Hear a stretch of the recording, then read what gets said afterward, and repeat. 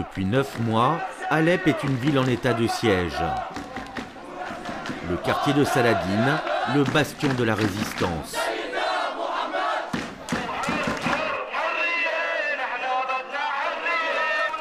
Aujourd'hui, les habitants célèbrent le 2e anniversaire du début de la révolution.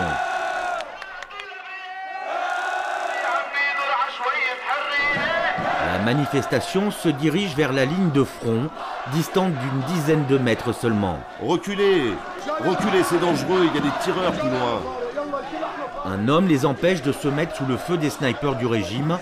C'est le commandant Abou Ali, un des chefs les plus puissants de la rébellion. Ici, c'est une vraie ligne de front. Le premier martyr tombé à Alep est tombé dans cette rue. C'est pour cela qu'on l'a baptisé la rue des martyrs. Une semaine plus tard, 27 martyrs sont morts dans cette rue. J'ai commencé la lutte armée dans cette rue et je la finirai ici.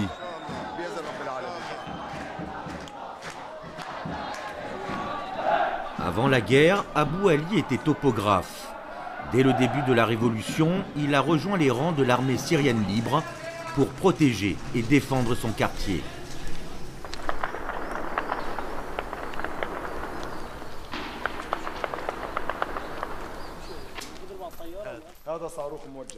Ça, c'est la maison de mes parents. Et là, celle de mon frère. Ici, celle de mon autre frère. Comme une majorité de combattants, Abou Ali reçoit peu d'armes et de munitions. Alors il doit improviser avec les moyens du bord. Ici, c'est la boutique du ferronnier.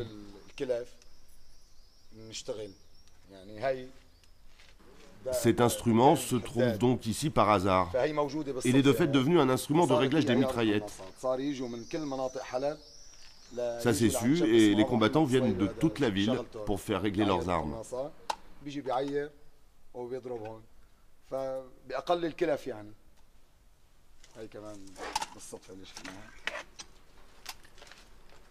Avec une centaine d'hommes positionnés sur les hauteurs de la ville, Abou Ali est le seul rempart pour empêcher les chars du régime de rentrer dans Alep. Il nous faut des munitions. Pourquoi, tu n'en as plus? Il me reste 5 chargeurs.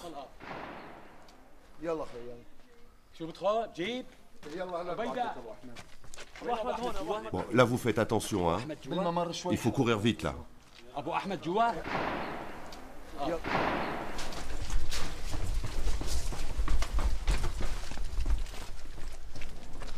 La position que défend Abou Ali est sous le feu nourri des snipers. Face à l'arsenal de l'armée de Bachar, le chef de guerre est devenu le roi de la débrouille. Ça, c'est un obus qu'on a récupéré et qui n'a pas explosé. Ça arrive parfois. Alors on réactive la poudre qui est à l'intérieur. On fait une ouverture dans laquelle on introduit un câble électrique rempli de syntex, un produit hautement explosif.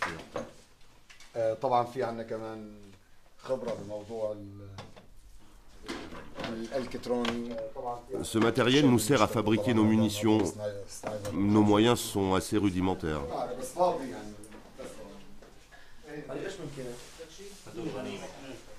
Laissez-moi vous dire quelque chose. Le régime prétend que nous recevons de l'aide. C'est peut-être vrai que nous recevons une certaine aide matérielle, mais rien sur le plan militaire. Ça, vous pouvez en être sûr. Regardez ces munitions. C'est un butin de guerre. Je les ai récupérées sur un soldat que j'ai tué.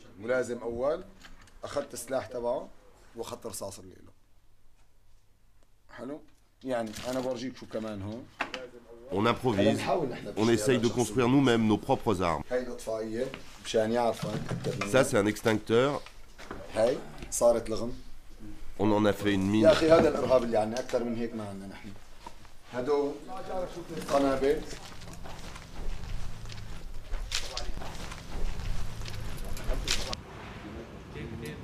Après 10 mois de siège, la ville d'Alep est un immense champ de ruines. Hôpitaux, boulangeries, centres de soins, tout a été bombardé. Aujourd'hui, Alep est une ville sans eau ni électricité. Pour nourrir la population, la rébellion organise des distributions de pain. Sur les lignes de front, les combattants en sont réduits à tuer les pigeons. Entre deux combats, des barbecues sont improvisés. Au-dessus de la ville plane le danger des bombardements. Les combattants sont désormais dans des maisons laissées vacantes par leurs propriétaires.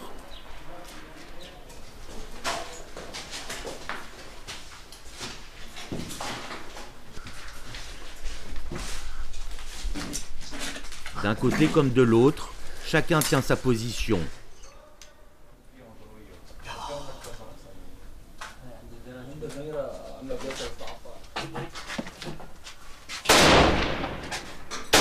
À Alep, à la moindre détonation, les gens courent pour sauver leur vie.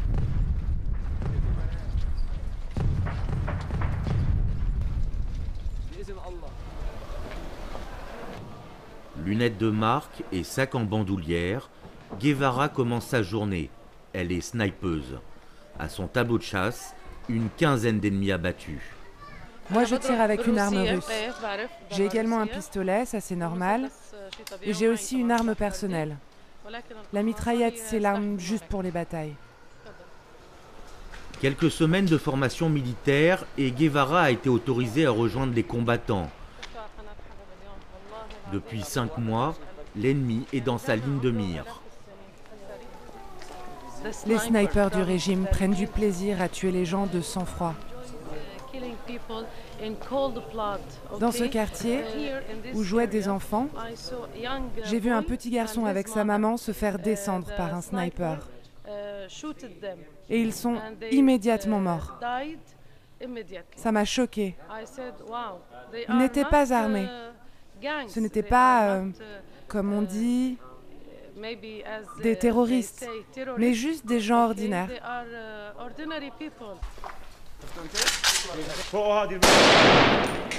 Sur sa ligne de front, Guevara rejoint les jeunes de sa brigade. Des jeunes qu'elle connaît bien, il y a encore quelques mois, Guevara était leur professeur d'anglais au collège. Les jeunes ont vu des hommes traverser au bout de la rue et cherchent à les débusquer.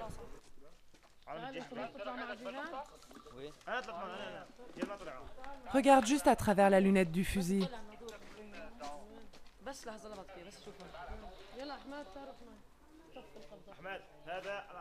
Mohamed, ne tire pas. Mais je peux quand même les viser. C'est à Guevara de vérifier par elle-même.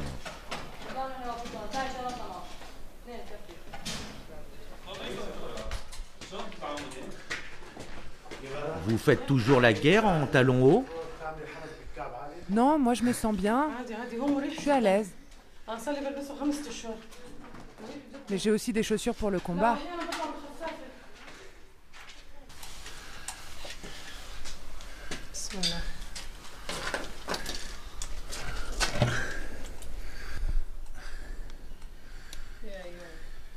Vous pouvez voir le stade, ce bâtiment.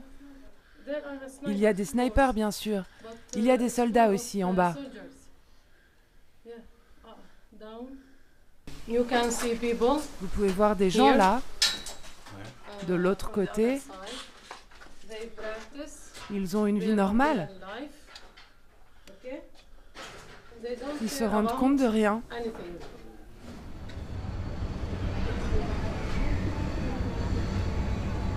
De ce côté-ci de la ligne de front, dans les quartiers tenus par les rebelles, la population vit au jour le jour. Pour leur survie, ils s'en remettent de plus en plus à Dieu. Les troupes du régime le savent bien, et pour l'exemple, ils n'ont pas hésité à attaquer à l'arme lourde une des plus anciennes mosquées du monde arabe. Pour y accéder, il faut traverser le vieux souk d'Alep, totalement détruit par l'aviation du régime. Un dédale de ruelles pour atteindre une des perles de l'islam, la mosquée des Omeyyades. On est à l'entrée de la grande mosquée omeyyade d'Alep. On est devant le sanctuaire du prophète Zacharia. Notre guide s'appelle Omar, il est étudiant en archéologie. Il nous parle à visage caché. Ici, les services secrets de Bachar font toujours peur. On ne doit avancer que derrière les colonnes, parce qu'il y a beaucoup de snipers. On va sortir tout à l'heure et vous verrez l'ampleur des destructions.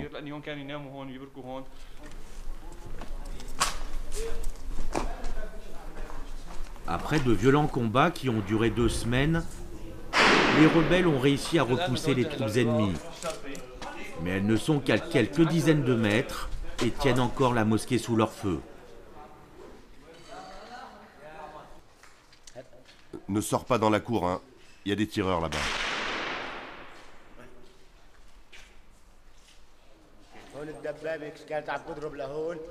Un char a tiré un obus sur la mosquée et a mis le feu. Dans leur fuite, les soldats de Bachar ont tout abandonné derrière eux. Ça, ce sont les soldats de l'armée qui étaient basés avant à l'aéroport.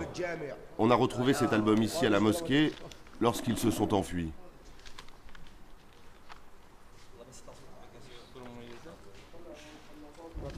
Ça, ce sont les mitrailleuses qu'ils utilisent. Elles sont équipées de jumelles à vision nocturne. C'est ça qu'ils utilisent contre nous.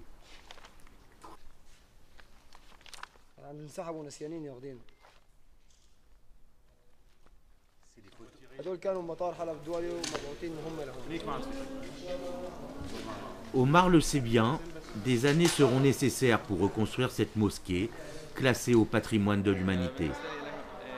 Moi, je suis syrien et je me sens concerné par tout ce qui arrive en Syrie. Mais avant tout, je suis originaire d'Alep. Et je ressens une profonde douleur quand je vois notre patrimoine détruit.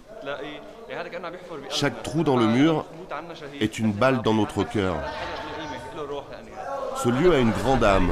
Et malgré la guerre, quoi qu'il arrive, nous ferons tout pour le sauvegarder.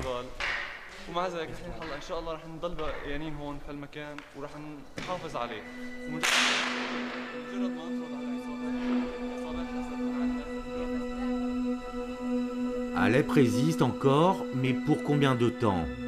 Pour Abou Ali, le commandant, Guevara, la snipeuse, ou Omar, l'étudiant, les jours se ressemblent.